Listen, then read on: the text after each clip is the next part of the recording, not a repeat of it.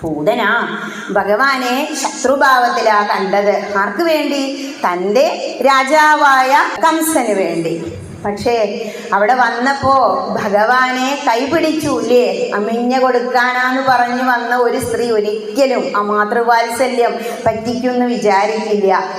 പക്ഷേ ഭഗവാൻ അമ്മിഞ്ഞപ്പാല് മാത്രമല്ല, ആ ഓജസ്സും തേജസ്സും വലിച്ചു കുടിക്കാൻ തുടങ്ങിയപ്പോൾ ആകെ പരിഭ്രമായി രാക്ഷസ രൂപം പുറത്തു വന്നു.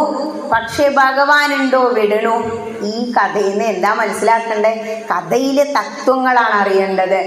ഭഗവാന്റെ കയ്യിൽ നമ്മൾ ഒരിക്കലും അങ്ങോട്ട് പിടിച്ചാണ്ടല്ലോ, ഭഗവാൻ പിന്നെ നമ്മളെ വിടില്ല. നീ എന്നെ ആശ്രയിച്ചില്ലേ, ഇനി പോണ്ട. അവൾക്ക് തിരിച്ചു പോണം. എങ്കിലും എന്താ പറഞ്ഞേ? വേണ്ട, നിനക്ക് ഞാൻ മോക്ഷം തരാം. ശത്രുവിനു പോലും ശിശുപാലന് മോക്ഷല്ലേ കൊടുത്ത് മോക്ഷം കൊടുക്കുന്ന ആ ഭഗവാനെ അത് ഇത്തിരി ദേഷ്യഭാവത്തിലാണെങ്കിലും അങ്ങോട്ട് ആശ്രയിക്കേ വേണ്ടു. ഈ പൂതനയുടെ ഉടലെടുത്തിട്ട് ദയിപ്പിച്ചുത്രേ. ദയിപ്പിച്ച സമയത്ത് ചന്ദനത്തിൻ്റെ സുഗന്ധാണത്രേ വന്ന്. എന്താ കാരണം? അതൊരു അസുര സ്ത്രീയാ. പക്ഷേ ആരാ തൊട്ടേ? വിഷ്ണു ഭഗവാന്റെ അവതാരമായ ഉണ്ണിക്കണ്ണനാണ് തൊട്ട്. ആ മുല കുടിച്ചപ്പോൾ അമ്മയുടെ സ്ഥാനത്തായി. അമ്മയ്ക്ക് അമ്മ അതിലും വലിയൊരു ദൈവം ഇല്ലാലോ, അമ്മയ്ക്ക് മോക്ഷം എന്ന ഒരു സങ്കല്പത്തിലായി ഭഗവാൻ.